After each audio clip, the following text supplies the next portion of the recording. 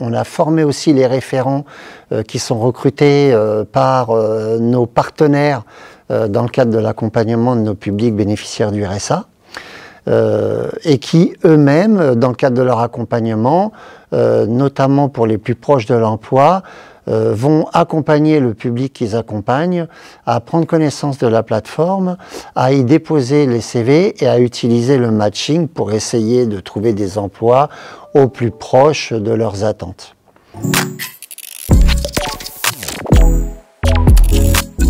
On a pour mission, si je puis faire très court, de prendre en charge et de s'assurer du parcours du bénéficiaire du RSA dès lors qu'il rentre dans le dispositif jusqu'à sa sortie pour devenir indépendant, autonome et sortir du dispositif RSA.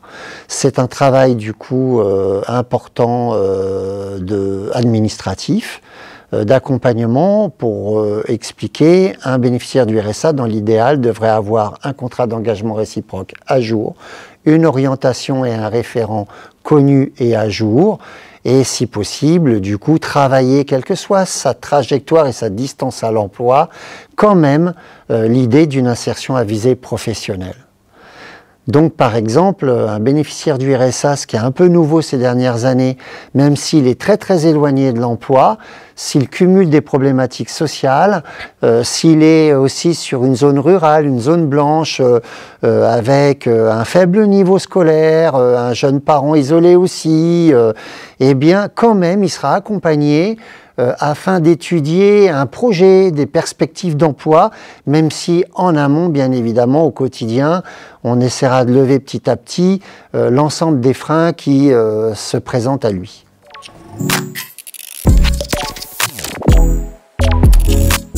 Bon, la plateforme Val-d'Oise Emploi est un outil complémentaire qui vient en surplus de l'offre du programme départemental d'insertion et aussi de nombreuses actions qui sont montées bien souvent localement, mais pas que, ou alors des fois au niveau départemental, dans le cadre du plan pauvreté.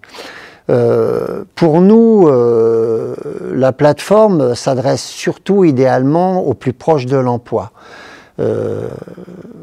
Il y a un volet très important à développer, ce que l'on a mis en place depuis le 1er avril, qui est le volet entreprise.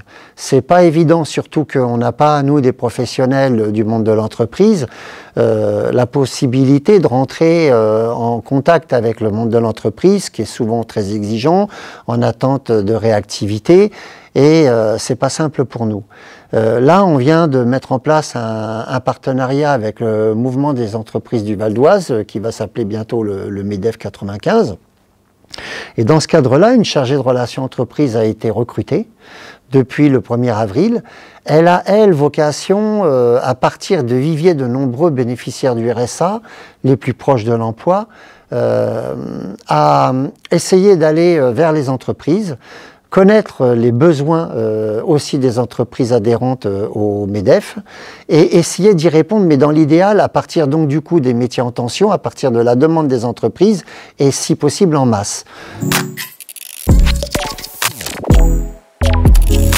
Dans le cadre d'un projet partenarial, là, par exemple avec le département limitrophe de l'Eure, on a un public rural sur le Vexin français et Vexin donc normand, pour lequel on pourrait envisager, et on a pour perspective de mutualiser notre plateforme avec du coup premièrement les bénéficiaires du RSA de l'Eure qui pourraient candidater et avoir accès sur les offres du Val d'Oise et vice versa, parce que on peut aisément envisager que notre public commun aille se déplacer d'une frontière à l'autre.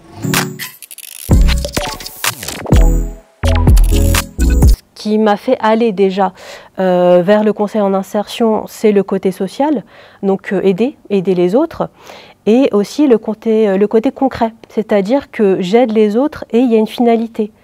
C'est des personnes qui vont venir avec une problématique et je peux concrètement les aider à trouver un emploi, trouver une formation, à sortir d'une situation compliquée. Donc c'est vraiment ça qui me plaît dans ce métier-là.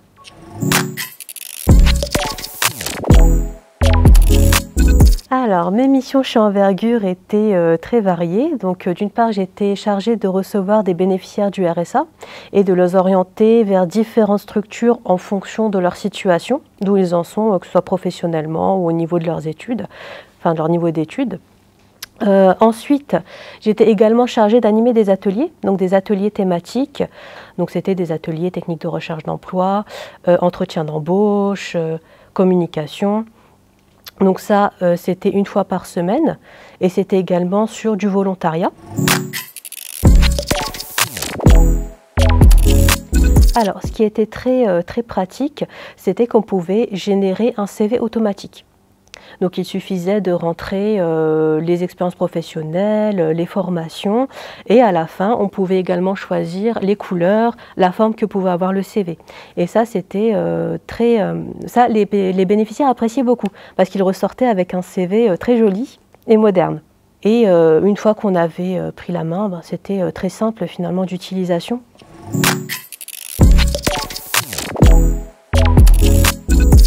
Alors, je m'appelle Aminata, j'ai 26 ans.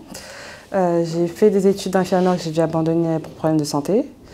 J'ai continué par la suite à travailler dans la grande distribution, puis après j'ai arrêté, j'ai eu un enfant.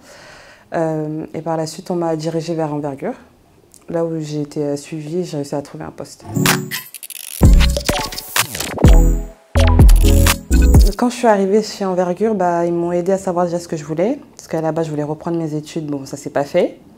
Ils m'ont aidé à trouver des solutions pour voir. Et après, par la suite, ils m'ont aidé à trouver un emploi.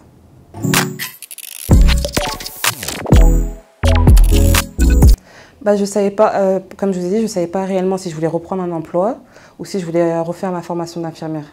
Donc j'étais un peu perdue et puis en plus c'était pendant le Covid, donc c'était un peu compliqué pour les recherches d'emploi. Donc ça a été beaucoup plus simple, ils m'ont donné des outils, des accès beaucoup plus simples. J'aurais pu trouver, mais ça aurait été beaucoup plus long et surtout, ça m'a aidé à savoir comment faire par la suite pour reprendre mes études aussi.